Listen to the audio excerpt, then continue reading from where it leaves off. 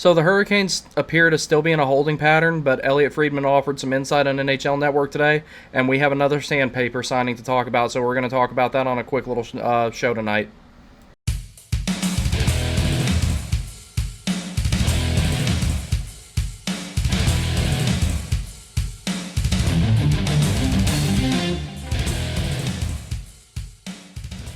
So who we're going to talk about first is the signing from today, and that's going to be Brendan Lemieux. He signed a one-year, $800,000 deal. So Brendan Lemieux is related to Claude Lemieux. He's his son. If you're kind of new to the game, but maybe know a decent amount about it, they are not related to Mario Lemieux. Neither one of them, clearly. What you get with Brendan Lemieux is a lot like what you got with his dad. Physicality, physicality, physicality. He is an aggravation to play against. He is not the most skilled player by any means, but that's not what he was brought in for. Lemieux was brought in to be the 13th forward. He's brought in to be a spare guy. His whole entire job in life is going to be to get on the forecheck, agitate people, throw hits, and if necessary, shed the mitts. So I wasn't expecting this signing, but I am definitely not disappointed about it. I've got some of his stats down here. Feel free to read them while I ramble on. But when it comes to Lemieux, the biggest thing with him, and this is kind of a dying breed, but when it comes to Brendan Lemieux, he is 110% intangibles. He is all about intangibles. What he brings to the table is stuff that doesn't really go on the score sheet. What he brings is, security and knowledge that, hey, if someone goes out there and does something that they're not supposed to do, Brendan Lemieux is probably going to go fight them. Brendan Lemieux brings you a guy that finishes his checks. He is pure physicality, pure energy, and like I said, not the most skilled guy by any means, but there is only one way to surely fail in Brendan Moore's system, and that is laziness, and this guy does not have that. So while an unexpected signing, this is a good one. And if the Hurricanes have two big problems, like I've always said lately, goal scoring, they didn't have enough, and sandpaper, they didn't have enough. Between this and the next guy we're about to talk about, Michael Bunting, the sandpaper issue has been pretty much corrected. So I'm showing Bunting's stats here at 5-on-5 for a reason. The biggest reason being is that's where he's going to be utilized the most, in my opinion. So there's a reason why I'm showing Bunting's all-over stats here. So I clicked on every single metric here between even strength, power play, shorthanded, 5-on-5, 5-on-5 close, 5-on-5 tied, and I looked at some of the playoff stats too. So the biggest thing that you're getting with Bunting is also physicality and sandpaper, but you're adding depth scoring. The guy's been a 23 goal scorer for 2 seasons in a row. Now, granted, that's on a Toronto team that relies heavily on team offense, but I still think that he has the potential to score 20 in Carolina. For all the scoring deficiencies that the Hurricanes have had, even then, Bunting is not going to be the answer on the power play, and I don't think he's really going to be utilized on the penalty kill. From what I was looking at the metrics here, and from what I've spoken to some of my Maple Leafs fans about, he wasn't used he was used mostly 5-on-5. He didn't see a whole lot of special teams time, whether it was shorthanded or on the power play. And honestly, the Hurricanes are not hurting in the penalty kill department at all. I would wager to say the Hurricanes have more penalty killing depth than any team in the league, so they didn't need to go out and get somebody for that, so they didn't. Michael Bunting will be used primarily for depth scoring and forechecking, finishing his hits, all that type of stuff. 5-on-5, making the other team miserable in the offensive zone, working below the goal line, working in tight around the net. That's where he's going to be the most important. So think of him as, like I said before, think of him as a less skilled version of Brad Marchand. That's the best way to put it.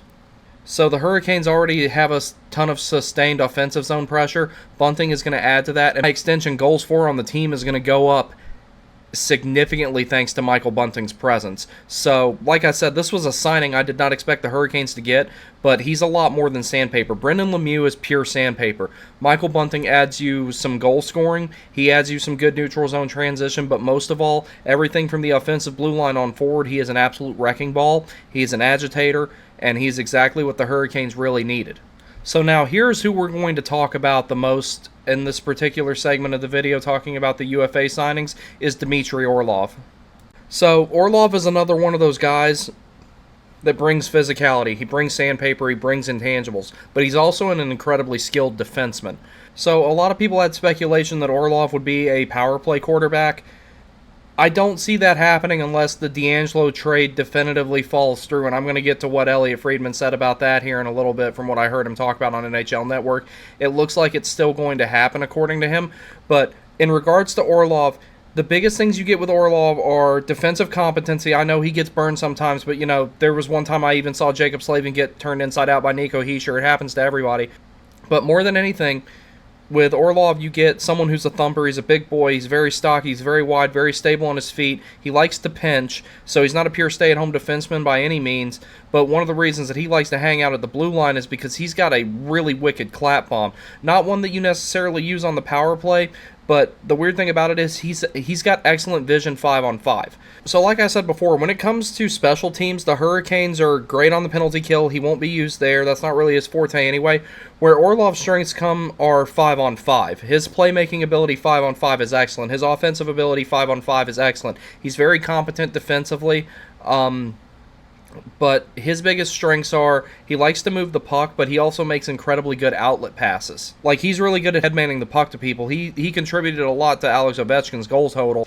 He has really good vision when he picks his head up down when he's down in the defensive zone and he's got the puck and he doesn't have any pressure on him. If he's got plenty of time, he scans the ice really well. He takes a look and he either bounces one off the boards or he sends it tape to tape right up the middle, and he's really good at that.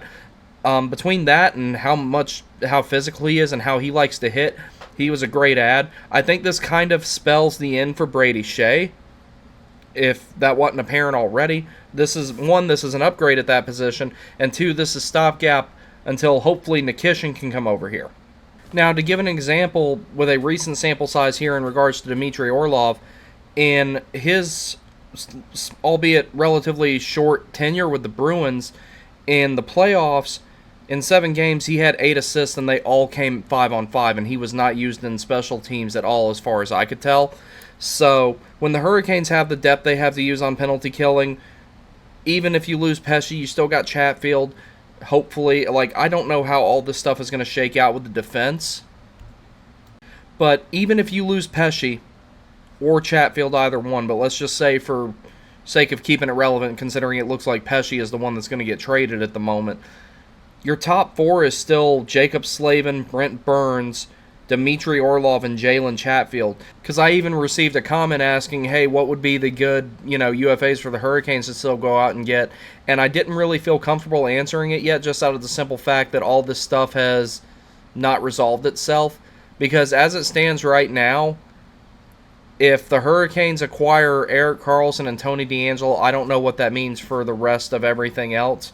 And theoretically speaking, I don't think they're actually in on Erik Karlsson. I think that that's psychological warfare. They're just trying to make another Metropolitan Division team that's on the verge of being at the end of their cup window overpay so that it's one less team that you have to worry about competing with in the regular season and one less team that could be potentially really threatening if they do manage to make their way into the playoffs. So ultimately, to summarize Orlov, good defensively, great physically, great playmaker, really hard shot.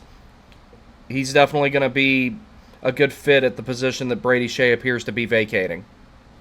Now, to go into detail about some other things, and so Elliotte Friedman was asked about what he thought might be going on with some of the guys that just became eligible for contract extensions. Stamkos was discussed, Rasmus Dahlin was discussed, and one of the guys discussed was Aho.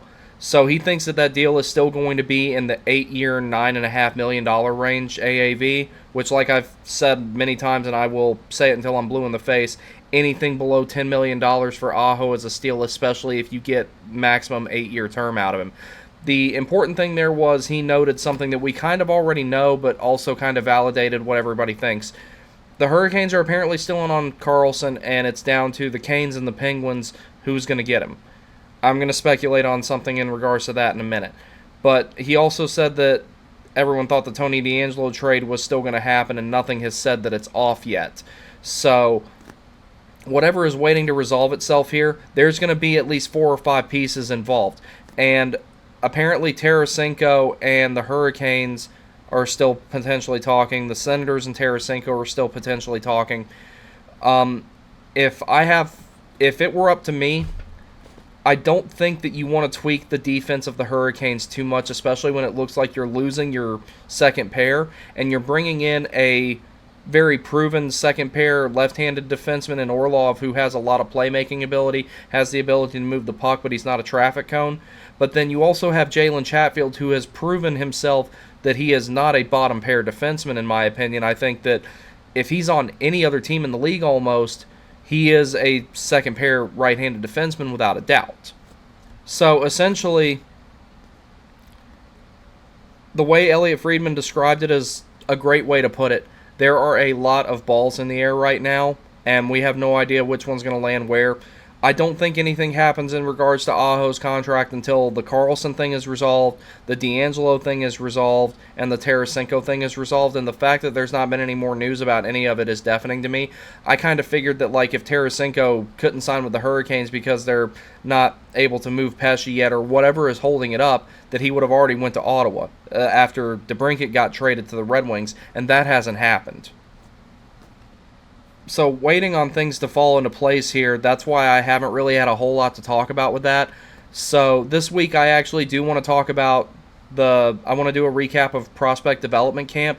Particularly who I'm watching more than anybody right now is Scott Morrow, because I think that's who's going to join the team the soonest as far as people who are attending the prospect development camp. I could see him being a full-time NHLer at some point and before too much longer. I wouldn't be surprised that if he has a really good collegiate season and if he's ready and if he thinks he's ready, that he could join the team when his collegiate season this year is up. But so far, I'm giving this offseason an A- for the Hurricanes, and the only reason I'm saying A- is because I think they're trying to do a little bit too much. I think Erik Karlsson is not going to fit in well if they go get him. Yes, I understand that he's a Norris Trophy winner, but he's also winning the Norris Trophy because he scores a lot. And if the Hurricanes are going to add scoring, it needs to be in the top 6, as I've stated before. That's why I was kind of more on board with the idea of, hey, if we want to supplement the blue line scoring a little bit with Gostisbehere gone, yeah, sure, go ahead, add DeAngelo. But it comes at a much lower cost, it comes at a much lower cap hit, and a reduced role for Tony 5-on-5. Tarasenko, I think, would be a good add. And I'm going to look at the UFAs again, and the RFAs for that matter, just to see if maybe the Hurricanes could trade for someone who might be having a hard time signing. Alright, so that's all I got for tonight. I'm pretty tired, and I got to go to my day job in the morning. I plan on trying to have a couple more videos out this week, but I'm definitely going to do the weekly show on either Friday or Saturday. If none of this stuff is resolved by Friday regarding Karlsson, Tarasenko, DeAngelo, and everything like that, I will more than likely maybe push it to Saturday again. However, I would prefer to just have it on Friday. I would just prefer to have it every Friday, as I initially stated I wanted to try to. But the next thing I plan on coming up, I'm going to do a simple profile of Scott Morrow. He did some interviews at development camp, and he had a lot of cool things to say and everything like that. And I think it would be good to look at his play. Plus, NCAA is pretty cool about letting you use their footage and everything like that, so I might pull some of that up and do a little bit of an analysis and a reaction to it and everything. So we'll see how that goes. I hope you guys have a good night, and y'all take care.